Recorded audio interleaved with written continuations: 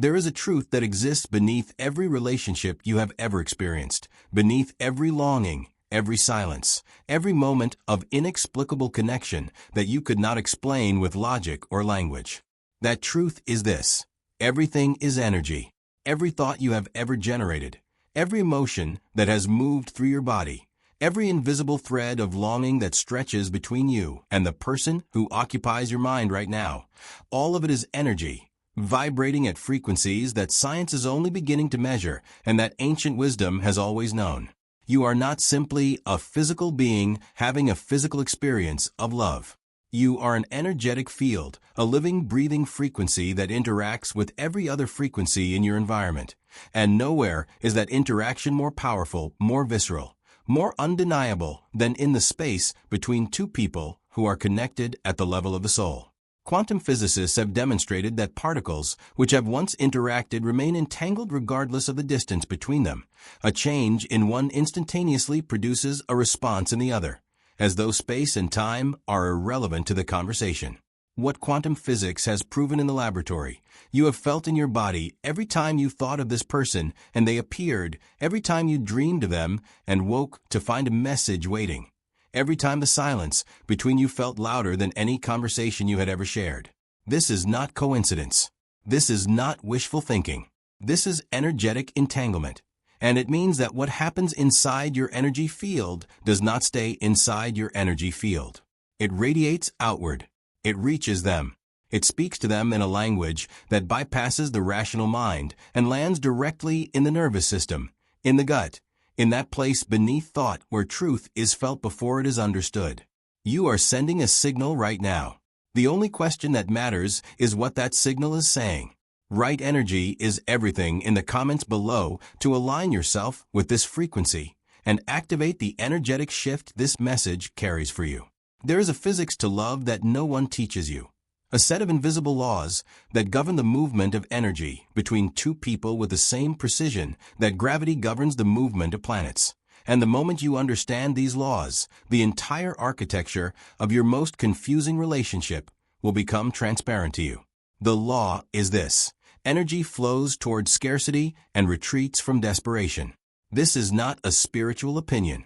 This is the observed behavior of energy in every system that has ever been studied, from the movement of electrons to the movement of markets to the movement of human desire. Scarcity creates gravitational pull.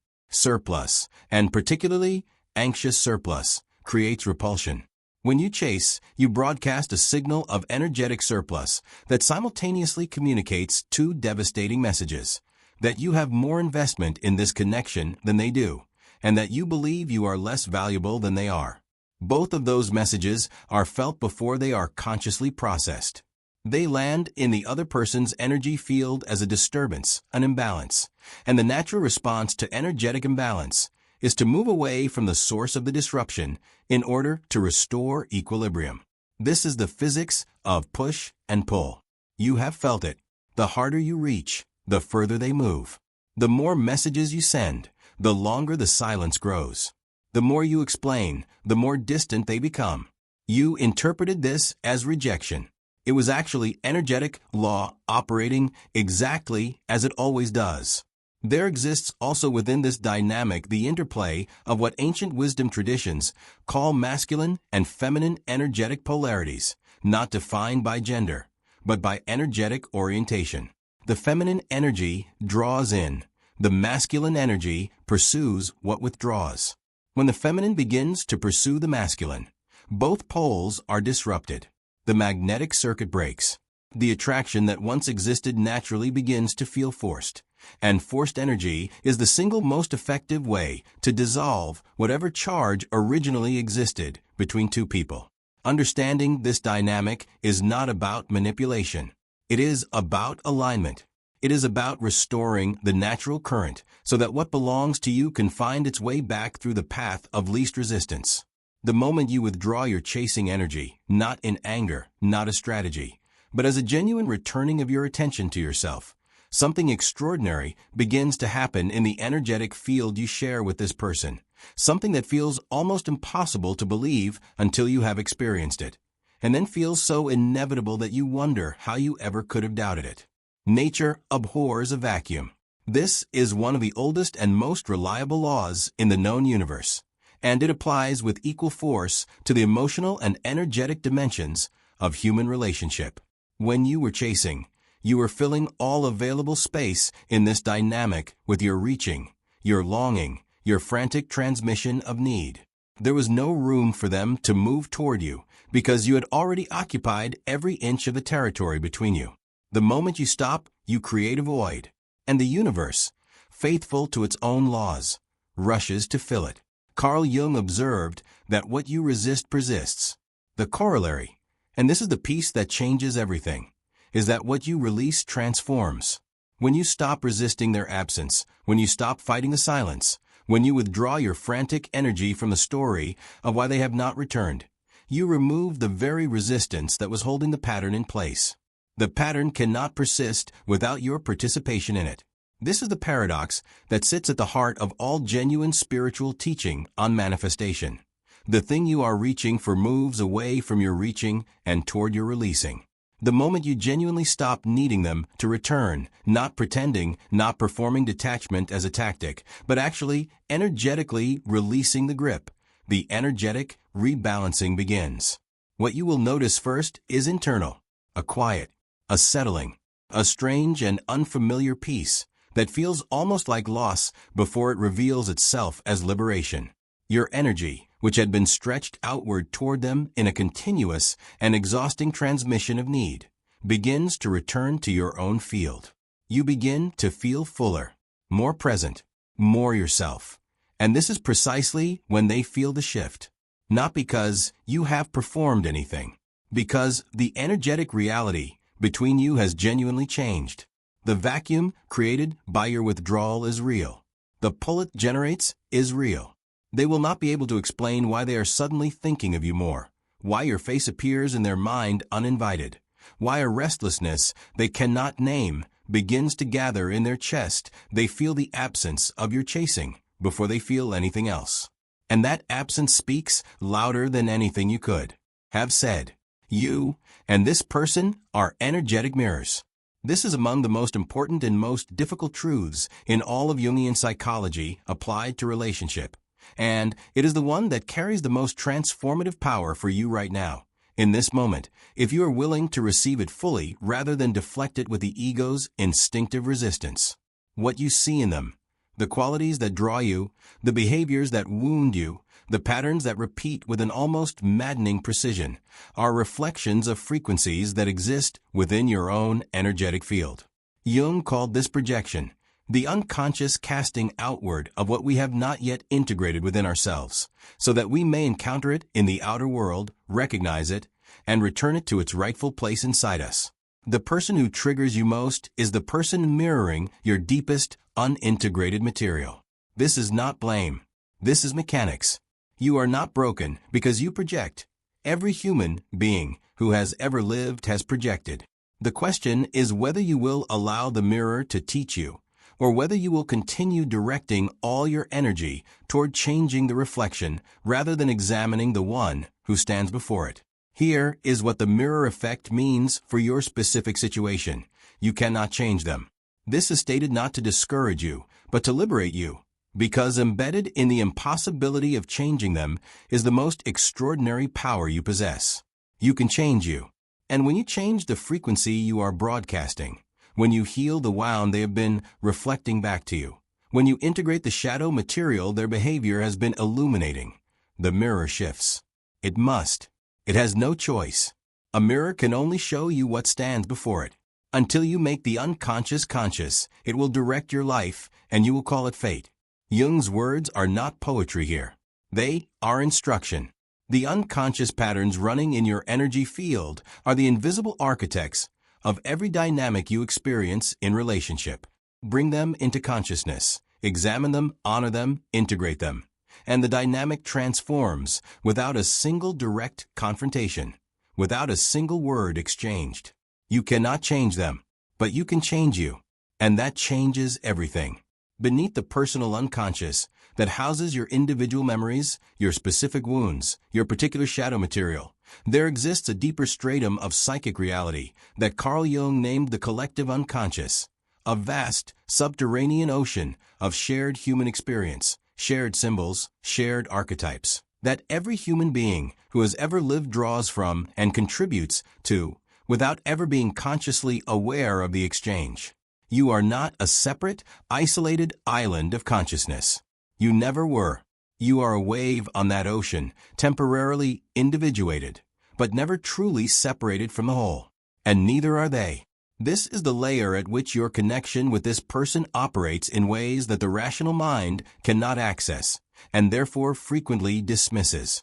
The dreams you have had of them that felt more real than waking life. Those are transmissions through the collective unconscious. The moments when you thought of them and felt their emotion as though it were your own. That is not imagination. That is the psychic porousness that exists between two people whose energy fields have merged at depth. The synchronicities that appear when you are thinking of them, a song, a word, a symbol that seems to carry their frequency. These are the collective unconscious communicating in the only language available to it, the language of meaning, of resonance, of recognition. Your souls speak in a language the ego cannot hear. That language is spoken beneath conscious awareness, in the shared symbolic territory that Jung spent his lifetime mapping, and it is spoken continuously regardless of physical proximity, regardless of silence, regardless of whatever story the surface-level narrative of your separation is telling you right now. The energetic connection between two people who have entered the collective unconscious together, who have, in other words, touched something in each other that lives beneath the personal, cannot be severed by silence. It cannot be ended by distance. It can only be transformed, and it is being transformed, right now, by the inner work you are doing in this moment of receiving this understanding. If you are watching this and recognizing yourself in every word, subscribe now, because the advanced energetic mechanics explored on this channel are precisely calibrated for the level of consciousness you are already operating from. Detachment is among the most misunderstood concepts in all of spiritual teaching, and the misunderstanding is nearly universal, which means that nearly everyone who attempts to practice it is practicing something else entirely, suppression, distance, or performed indifference, and then concluding that detachment does not work because the results they hoped for have not materialized. The truth about detachment is more precise than the popular understanding, and the precision matters enormously if you are going to use it as the energetic tool it actually is. Detachment is not the absence of caring. Detachment does not require you to stop loving this person, to erase them from your awareness, or to pretend that what exists between you is not real and significant and worth honoring. Detachment is not coldness. Detachment is not walls. Detachment is not the performance of not needing in the hope that it will produce the very outcome you are secretly still desperately needing. Detachment is outcome independence.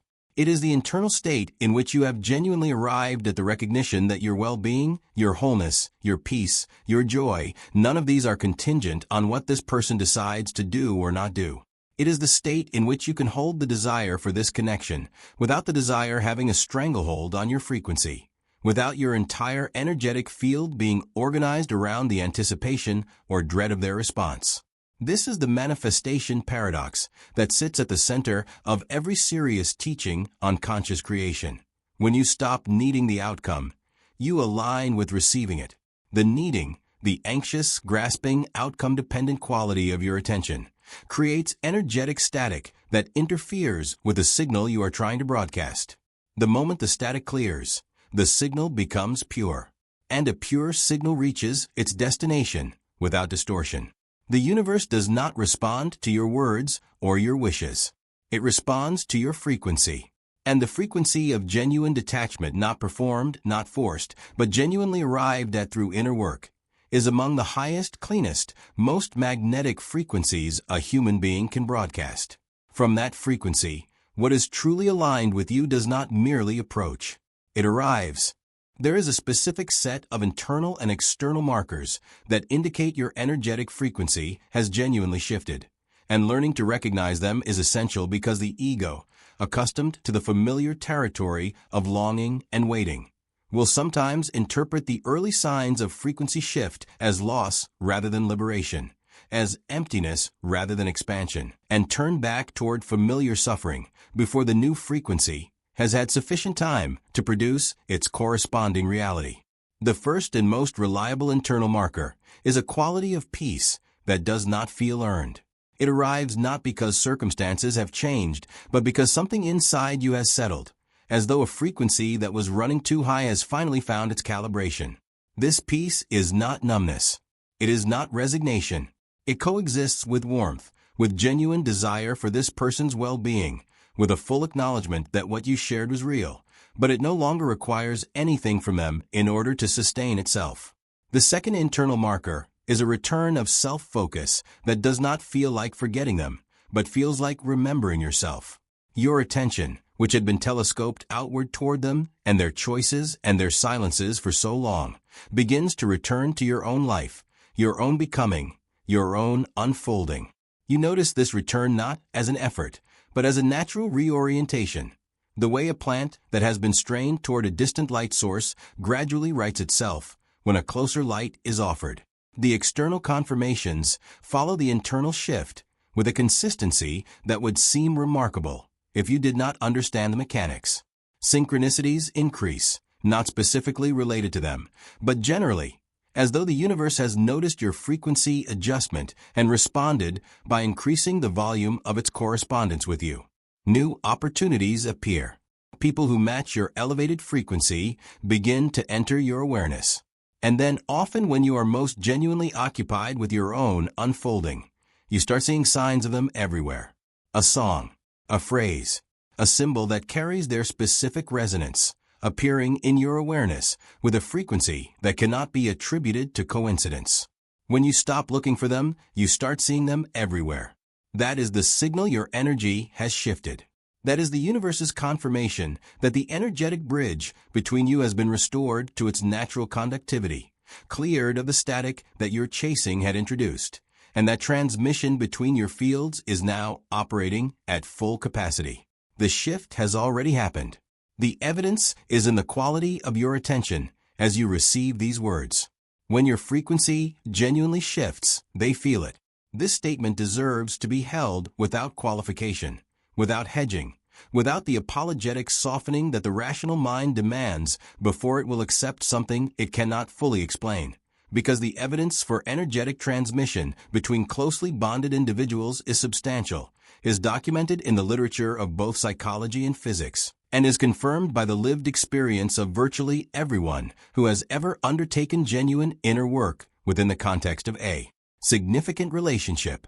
They sense the withdrawal of your chasing energy before they consciously register anything. It arrives in them as a disturbance, an unease, a restlessness that they cannot immediately source. The frequency they had become accustomed to receiving from you, that continuous broadcast of reaching, of need, of anxious attention, goes quiet, and the silence is loud. The energetic space you occupied in their field is suddenly, inexplicably empty, and the nervous system responds to that emptiness with the same alarm it would produce in response to any sudden absence of a stimulus it had come to depend upon. For some, this produces panic, a sudden, urgent need to reach out, to reestablish contact, to confirm that you are still there.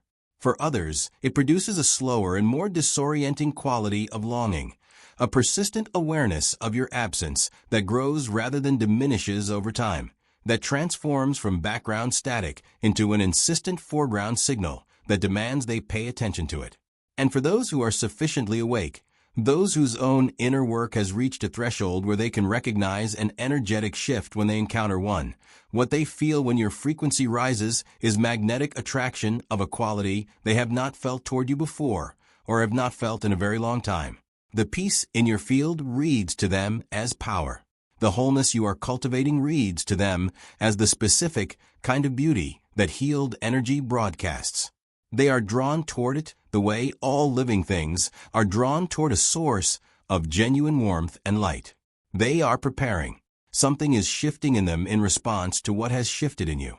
And that shift is building its momentum in the invisible, in the energetic dimensions where all real transformation begins before it becomes visible. send this transmission to someone who needs to understand that their energetic shift is already affecting the person they are thinking about. The process of genuine energetic manifestation is not a sequence of steps to be performed in the correct order. It is a fundamental reorientation of where you place your consciousness, your creative energy, your daily attention. A reorientation so complete and so sustained that your entire frequency gradually transforms. And with it, the reality that frequency is constructing around you in every moment. The first and most essential reorientation is this. Focus on yourself, not on them. Not because they do not matter. Not because the connection is not real or significant or worth honoring. But because you have no energetic access to them. You cannot reach into their frequency and rearrange it to produce the response you are hoping for. The only frequency you have genuine creative dominion over is your own, and that frequency, when properly tended, when raised through consistent inner work and genuine self-investment, produces effects in their field that no direct action on your part could ever produce. Raise your frequency through joy. This is the practical instruction beneath all the metaphysical language, and it is simpler and more demanding than it sounds. Joy does not mean performed happiness. Joy means genuine engagement with the dimensions of your life that light something real inside you. Creative work, physical movement, intellectual exploration, connection with people who see you fully, experiences that return you to the awareness of how vast and various and genuinely extraordinary your existence already is, independent of what this one person decides to do. Become the person who does not need them, not as a tactic, not as a performance of sufficiency designed to produce their return, but as a genuine project of self-completion, the filling in of every space that you have been hoping they would fill, with your own presence, your own attention, your own generative energy. That version of you, fully inhabited and no longer organized around their absence, broadcasts a frequency that is genuinely irresistible to them, not because it is manipulative, but because healed, whole, self-possessed energy is the most attractive thing in the known universe, and they are not immune to it any more than anyone else is. You are not waiting for them to choose you. You are in the process of becoming the version of yourself who attracts what is truly, deeply, energetically aligned with who you are. Quantum physics has introduced into the scientific understanding of reality a concept that mystics and seers and the deepest spiritual traditions have always known. That multiple possibilities exist simultaneously, that the act of observation, of directed conscious attention, is what causes a single possibility to collapse out of the field of potentiality and into the experience of physical reality. You are not a passive observer of a fixed and predetermined story. You are, in the most literal energetic sense, a participant in the construction of the reality you inhabit. Multiple timelines exist for you and this connection. This is not a metaphor. This is as close to a literal description of quantum reality as language permits. In one timeline, they return, transformed by the same energetic forces that have been transforming you, carrying the lessons their own soul contracted to learn through this separation, arriving not as the person they were, but as the person they have been in the process of becoming. In another timeline, someone else arrives, someone whose frequency is so precisely aligned with the version of you that you are currently in the process of becoming that the connection renders the earlier longing intelligible in retrospect, as preparation rather than wound, as necessary excavation rather than random loss. Both timelines lead to your happiness. This is the truth that the grieving part of you most needs to receive. There is no version of your highest energetic alignment that ends in permanent deprivation. There is no timeline in which your genuine, sustained inner work produces nothing. The universe is not indifferent to frequency. It is entirely, completely, unfailingly responsive to it, and the response is always proportionate to the signal, always calibrated to what the frequency you are broadcasting is genuinely aligned to receive. Your energy is the variable, their behavior the timing of any return or arrival, the specific form through which love reaches you next. These are the outcomes, and outcomes are always downstream of frequency. You do not control the outcomes. You are not meant to. What you control, what you have complete, sovereign, inalienable dominion over, is the signal you send, the frequency you choose to inhabit, the inner state you tend with consistency and genuine investment. Carl Jung wrote that the meeting of two personalities is like the contact of two chemical substances. If there is any reaction, both are transformed. The transformation is already underway. It began the moment you started doing the inner work that brought you to this understanding. It is continuing now in this moment, as these words settle into your energy field and begin the quiet reorganization that always follows genuine recognition of truth. You are the creator of this story. The quantum field is listening. The universe is not waiting for you to earn its response. It is already responding to the frequency you are broadcasting in this very moment. And that frequency, shaped by the understanding you now carry, is cleaner and more magnetic and more aligned with your genuine good than it has perhaps ever been. You are the creator. The universe is responding to your frequency. Choose wisely.